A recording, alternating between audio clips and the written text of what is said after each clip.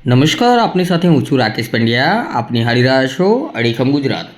ગુરુવારથી સમગ્ર ગુજરાતમાં નવરાત્રિનો પ્રારંભ થઈ રહ્યો છે અને નવરાત્રિમાં એકમના દિવસે માતાજીના ભક્તો ઘરે ઘરે માતાજીના ગરબાની સ્થાપના કરી 9 દિવસ માતાજીની આરાધના કરી દશેરાના દિવસે ગરબો વળાવતા હોય છે.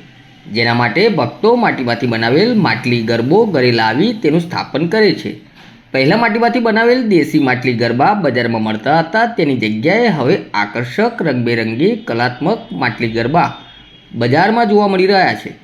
મહીસાગર જિલ્લામાં પ્રજાપતિ સમાજ દ્વારા કલાત્મક માટલી ગરબા બનાવવામાં આવે છે અને આ કલાત્મક રંગબેરંગી માટલી ગરબા વેચાણ અર્થે મૂકીને રોજગારી મેળવી રહ્યા છે. ત્યારે આકર્ષક માટલી ગરબાઓએ મહીસાગર જિલ્લાના માઈ ભક્તોમાં અનેરું આકર્ષણ જમાવ્યું છે. નવરાત્રિનો પ્રારંભ થવાનો છે. અમારે ત્યાં નવા કલાત્મક રંગીન ગરબા મળે છે. પહેલાં લોકો 151 સુધીના જ ગરબા લઈ જતા હતા અને સાદા ગરબા મૂકતા હતા. હવે લોકોની માંગ વધી ગઈ છે કે અમને સારા ગરબા આપો. તેથી અમે 151થી તો 451 સુધીના ગરબા અમે બનાવીએ છીએ. અમારા ઘરના 4 થી 5 વ્યક્તિઓ આમાં કામ કરે છે અને અમે અલગ અલગ પ્રકારના સરસ એવા ગરબા બનાવીએ છીએ, તો ભક્તોને ગરબા ગમે પણ છે અને અગાઉ અમને આવીને કહી જાય છે કે અમારે આ રીતના ગરબા બનાવો. પૈસાની એ લોકો બી ચિંતા નહીં કરતા કે આવા પણ સરસ બને છે એટલે લોકો અમને પૈસા આપવા બી તૈયાર છે. એ રીતનું. જય માતાજી. નવરાત્રિનો પ્રારંભ થઈ રહ્યો છે.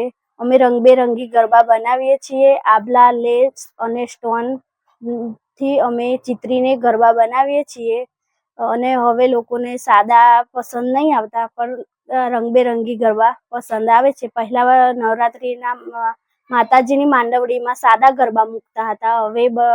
હવે લોકો રંગબેરંગી અને લેસવાળા ગરબા પસંદ કરે છે. તેવા અમે ગરબો બનાવીએ છીએ. 500 થી 700 નંગ અમે ગરબા બનાવીએ છીએ.